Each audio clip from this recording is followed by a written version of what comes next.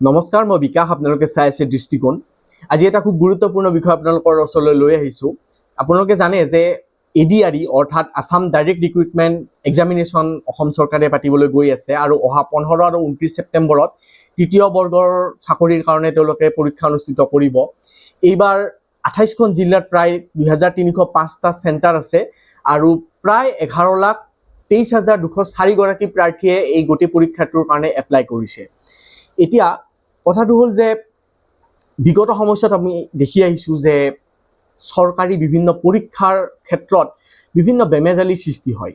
বিশেষকৈ প্ৰশ্ন কাকত ফাদিল হোৱা খবৰ আমি প্ৰায়ে পাওঁ আৰু ভুৱা প্ৰচাৰো বহুতখিনি সময়ত চলে। গতিকে এই গোটেই অসৎ উপায়সমূহ অৱলম্বন কৰা গোটেই প্ৰক্ৰিয়াটো শেষ কৰাৰ কাৰণে অসম চৰকাৰে এখন আইন আনিছে। সেই আইনখন হৈছে অসম লোক পৰীক্ষা আইন 2024 আৰু এই আইনখনৰ বিষয়ে আমি কিছু কথা জানিব লাগিব। ADREত যিসকল পৰীক্ষাৰ্থী আছে বা পৰীক্ষা লগত জড়িত যিসকল ব্যক্তি আছে তেওঁলোকে এই আইনখনৰ কথা কিছু জানিব লাগিব যাতে এই পৰীক্ষাটো সুকলমে অনুষ্ঠিত হয়। আপোনালোকে জানে যে বিগত সময়ছোৱাত বিভিন্ন বেমেজালিৰ মাজেৰে অসম চৰকাৰৰ পৰীক্ষাসমূহ চলিছিল আৰু বিশেষকৈ প্ৰশ্ন কাকতৰ ফাদিল হোৱা প্ৰক্ৰিয়াটোৰ কথা আমি সকলোৱে জানো। কেনেদৰে প্ৰশ্ন কাকত ফাদিল হৈছিল, এই অসৎ উপায় অৱলম্বন কৰা চক্ৰটোৰ বিষয়ে আমি সকলোৱে জ্ঞাত। গতিকে এই প্ৰশ্ন কাকত সম্পৰ্কীয় যি ভুৱা বাতৰিও কেতিয়া প্ৰচাৰ হয়, সেই ক্ষেত্ৰত এই গোটেই প্ৰক্ৰিয়াটো নিষিদ্ধকৰণ কৰাৰ কাৰণে অসম লোক পৰীক্ষা আইন 2024খন অনা হৈছে আৰু এইবাৰৰ ADREত যাতে এনেকুৱা ধৰণৰ কিবা অসৎ প্ৰক্ৰিয়াৰ গোন্ধ পালেই যাতে তাৎক্ষণিকভাৱে প্ৰতিক্ৰিয়া দিব পাৰে, তাৰ কাৰণে অসম চৰকাৰে এই আইনখন আনিছে। আপোনালোকে জানে যে বিগত সময়ছোৱাত অসম চৰকাৰৰ বিভিন্ন পৰীক্ষাৰ ক্ষেত্ৰত প্ৰশ্ন কাকত ফাদিলৰ বিষয়টো উত্থাপন হৈ আহিছিল। গতিকে এই অসৎ প্ৰক্ৰিয়াৰে প্ৰশ্ন কাকত ফাদিল কৰা এই গোটেই প্ৰক্ৰিয়াটো আচলতে নিষিদ্ধ কৰাৰ কাৰণে অসম চৰকাৰে এখন আইন আনিছে আৰু সেই আইনখন হৈছে অসম লোক পৰীক্ষা আইন 2024 আৰু এই আইনখনৰ কিছুমান উদ্দেশ্য আছে। বিশেষকৈ ৰাজ্য চৰকাৰেই হওক বা অন্যান্য সংস্থাসমূহে অনুষ্ঠিত কৰা এই পৰীক্ষাসমূহৰ বিশেষকৈ নিয়োগৰ পৰীক্ষাসমূহৰ ক্ষেত্ৰত যাতে নিকা আৰু স্বচ্ছতা অক্ষুণ্ণ থাকে তাৰ কাৰণে নিশ্চিতকৰণ কৰাৰ কাৰণে এই আইনখন অনা হৈছে। দ্বিতীয়তে, পূৰ্বতে আমি দেখিবলৈ পাইছোঁ যে প্ৰশ্ন কাকত ফাদিল হয়। গতিকে পৰীক্ষাৰ পূৰ্বে প্ৰশ্ন কাকত ফাদিল কৰা, বিক্ৰী কৰা বা পৰীক্ষাৰ গোপন তথ্য আদান প্ৰদান কৰা আদি প্ৰক্ৰিয়াসমূহৰ বা অসৎ উপায় অৱলম্বন কৰা যিখিনি প্ৰক্ৰিয়া আছে সেই প্ৰক্ৰিয়াসমূহ সম্পূৰ্ণভাৱে শেষ কৰাৰ কাৰণে এই আইনখন অনা হৈছে। এই পৰীক্ষাৰ প্ৰক্ৰিয়াৰ পৰিচালনা কৰাৰ কাৰণে যিসকল ব্যক্তি জড়িত হৈ থাকে তেওঁলোকৰ ক্ষেত্ৰতো যাতে নিৰপেক্ষতা অৱলম্বন হয় তাৰ কাৰণেও এই আইনখনে কিছু কথা কৈছে। লগতে প্ৰশ্ন কাকত সম্পৰ্ক যিখিনি গোপন কথা আছে, গোপন তথ্য আছে, সেই গোপন তথ্যসমূহ যদি সামাজিক মাধ্যমত যদি শ্বেয়াৰ হয় বা বিভিন্ন ধৰণৰ প্ৰচাৰ হয়, সেই প্ৰচাৰসমূহ ৰোধ কৰাৰ কাৰণে এই আইনখনত কিছুমান কথা কোৱা হৈছে। এইবাৰৰ এই যি বৃহৎ নিযুক্তি প্ৰক্ৰিয়া, এই বৃহৎ নিযুক্তি প্ৰক্ৰিয়াত যাতে কোনো ধৰণৰ বেমেজালিৰ সৃষ্টি নহয় তাৰ কাৰণে এই আইনখন অনা হৈছে। বিশেষকৈ এই পৰীক্ষাটোৰ লগত জড়িত ব্যক্তিসকলে যাতে কোনো ধৰণৰ গাফিলতি কৰিব নোৱাৰে বা প্ৰশ্ন কাকত ফাদিল বা অন্যান্য ধৰণৰ অসৎ প্ৰক্ৰিয়া অৱলম্বন কৰি যাতে এই প্ৰক্ৰিয়াটোৰ লগত কোনো হেৰফেৰ কৰিব নোৱাৰে তাৰ কাৰণে এই প্ৰক্ৰিয়াটোত কিছুমান প্ৰভিজন অনা হৈছে। বিশেষকৈ কাৰাদণ্ড আৰু জৰিমনাৰ কথা কোৱা হৈছে। বিশেষকৈ যদি আমি চাবলৈ যাওঁ যে পৰীক্ষাৰ্থীসকলৰ কাৰণে লগতে পৰীক্ষকসকলৰ কাৰণেও এই আইনখনত কিছুমান প্ৰভিজন আছে। যদি পৰীক্ষাৰ্থীসকলে এই আইনখনৰ অধীনত ধৰা পৰে, নকল কৰাত ধৰা পৰে, তেনেহ'লে তেওঁলোকৰ ক্ষেত্ৰত 3 বছৰ পৰ্যন্ত কাৰাদণ্ড ঘোষণা কৰা হৈছে, লগতে 1 লাখ টকাৰ জৰিমনাৰ কথা কোৱা হৈছে। দ্বিতীয়তে, যদি কিবা কাৰণত পৰীক্ষাৰ্থীজন এই অসৎ চক্ৰটোৰ লগত জড়িত বুলি প্ৰমাণিত হয় তেতিয়াহ'লে তেওঁলোকৰ ক্ষেত্ৰত এটা খুব ভাল নিয়ম অনা হৈছে। সেই নিয়মটো হৈছে যে অহা 2 বছৰৰ কাৰণে তেওঁলোকে কোনো ধৰণৰ পৰীক্ষা দিব নোৱাৰিব।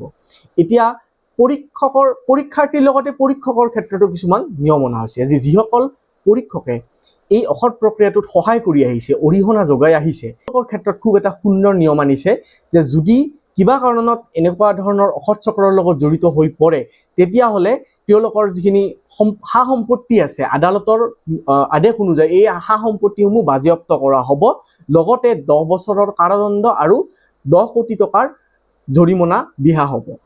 আৰু গুৰুত্বপূৰ্ণ পইণ্ট এটা তেওঁলোকে উল্লেখ কৰিছে, সেয়া হৈছে যিসকল বা যিটো সংস্থাই এই পৰীক্ষাটো চলাব বা এই প্ৰক্ৰিয়াটো চলাই নিব, তেওঁলোকে যদি কোনো ধৰণৰ গাফিলতি কৰে তেতিয়াহ'লে এই গোটেই প্ৰক্ৰিয়াটোত অসম চৰকাৰৰ যিমান খৰচ হ'ব বা পৰীক্ষাৰ্থীসকলৰ যিমান খৰচ হ'ব সেই গোটেই খৰচখিনি বহন কৰিব লাগিব সেই সংস্থাটোৱে, আৰু সেই সংস্থাটোক ব্লেকলিষ্ট কৰা হ'ব। এই কথাখিনি হৈছে এই যিখন অসম লোক পৰীক্ষা আইন 2024 এই আইনখনৰ কেইটামান হাইলাইটেড। কিছুমান অন্যান্য নিয়মাৱলী তেওঁলোকে প্ৰকাশ কৰিছে। তাৰ ভিতৰত প্ৰথম নিয়মাৱলীটো হৈছে যে পৰীক্ষা কেন্দ্ৰৰ 100 মিটাৰৰ ভিতৰত অভিভাৱকসকল প্ৰৱেশ কৰিব নোৱাৰিব। দ্বিতীয়তে পৰীক্ষা কেন্দ্ৰত কি বস্তু লৈ যাব পাৰিব তাৰ ওপৰতো কিছুমান কথা কোৱা হৈছে। বিশেষকৈ এডমিট কাৰ্ডখন নিব পাৰিব, কলা কলম, পেঞ্চিল বা স্কেলডাল নিব পাৰিব, ID কাৰ্ড নিব পাৰিব, লগতে ATM, ড্ৰাইভিং লাইচেন্স আৰু কম পৰিমাণৰ নগদ ধন তেওঁলোকে লৈ যাব পাৰিব। কিন্তু কিছুমান ইলেক্ট্ৰনিক গেজেট আছে, যেনে মোবাইল, ইলেক্ট্ৰনিক গেজেট, স্মাৰ্ট ৱাটচ আছে, স্মাৰ্ট বেণ্ড আছে, লগতে স্কেনাৰ, এনেকুৱা ধৰণৰ কিছুমান বস্তু তেওঁলোকে কৈছে নিয়মাৱলী যে এনেকুৱা ধৰণৰ বস্তুবিলাক পৰীক্ষা কেন্দ্ৰৰ ভিতৰত যাতে সোমাব নোৱাৰে, এই ক্ষেত্ৰত নিয়মাৱলী তেওঁলোকে বান্ধি দিছে। আৰু এইবাৰৰ ADREৰ ক্ষেত্ৰত গুৰুত্বপূৰ্ণ কথাটো হৈছে যে এইবাৰ নিগেটিভ মাৰ্কিং এটা ছিষ্টেম তেওঁলোকে কৰিছে, আৰু OMRখন ফিল আপ কৰোঁতে তেওঁলোকে যথেষ্ট সাৱধান হোৱাৰো কথা উল্লেখ কৰিছে। গতিকে এইবাৰৰ যিটো ADRE যথেষ্ট নিকাভাৱে চলাই নিয়াৰ কাৰণে অসম চৰকাৰে কেইবাটাও গুৰুত্বপূৰ্ণ আৰু বৃহৎ সিদ্ধান্ত গ্ৰহণ কৰিছে বুলি ক'লেও ভুল নহ'ব।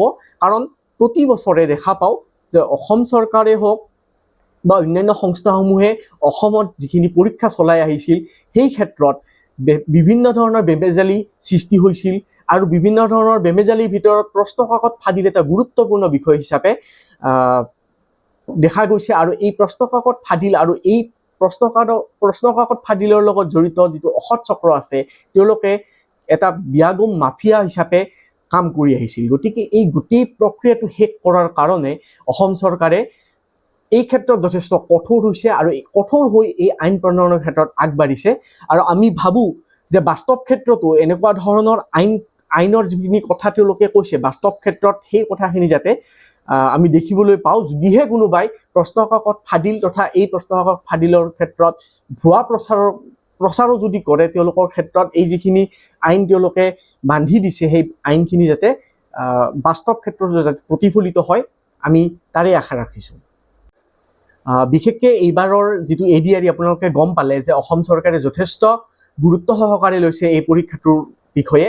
আৰু পৰীক্ষাৰ্থীসকলক মই এটা অনুৰোধ জনাব বিচাৰিছোঁ যে যিখিনি সময় চৰকাৰে নিৰ্ধাৰণ কৰি দিছে পৰীক্ষাৰ কাৰণে, সেই ক্ষেত্ৰত যদি যাতে পাৰিলে সোনকালে আপোনালোকে সেই পৰীক্ষা চেণ্টাৰসমূহত যাওক, যাতে কোনো ধৰণৰ অসুবিধাত আপোনালোকে নফচে, পৰীক্ষাটো ভালদৰে দিয়ক, আৰু এই নিয়মাৱলীখিনি মানি চলি আপোনালোকে এই আইনখনৰ অধীনত যাতে কোনো ধৰণৰ বেমেজালিৰ সৃষ্টি নহয় তাৰে আমি আশা ৰাখিছোঁ। আৰু যিহেতু অলপ আগতে আপোনালোকক ক'লোঁ যে নিগেটিভ মাৰ্কিঙৰ এটা ব্যৱস্থা কৰা হৈছে, গতিকে আপোনালোকে খুব সাৱধানেৰে OMR ছিটখন ফিল আপ কৰি প্ৰশ্ন কাকতখন ভালদৰে চাই যেতিয়া OMR ছিটখন আপোনালোকে ফিল আপ কৰিব তেতিয়া প্ৰশ্নৰ উত্তৰবোৰ দিওঁতে সাৱধানেৰে চাব, কাৰণ যদি নিগেটিভ মাৰ্ক থাকে তেতিয়াহ'লে প্ৰতিটো ভুলৰ কাৰণে এটা নিগেটিভ মাৰ্ক তেওঁলোকে দিব। গতিকে এই ক্ষেত্ৰত অলপমান সাৱধানতা অৱলম্বন কৰক, আৰু আপোনালোক সকলোকে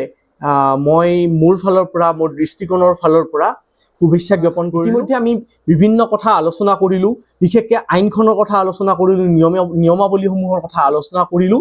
গতিকে আপোনালোক সকলোকে মই আগন্তুক এই যি পৰীক্ষাটো আহি আছে এই পৰীক্ষাৰ কাৰণে শুভেচ্ছা জ্ঞাপন কৰিলোঁ। আপোনালোক সকলোৱে সঠিক সময়ত পৰীক্ষাৰ কেন্দ্ৰসমূহত উপস্থিত হওক, আৰু সুকলমে এই পৰীক্ষাৰ গোটেই প্ৰক্ৰিয়াটো শেষ কৰাত অসম চৰকাৰৰ সহযোগ আগবঢ়াব বুলি আশা থাকিল। ধন্যবাদ।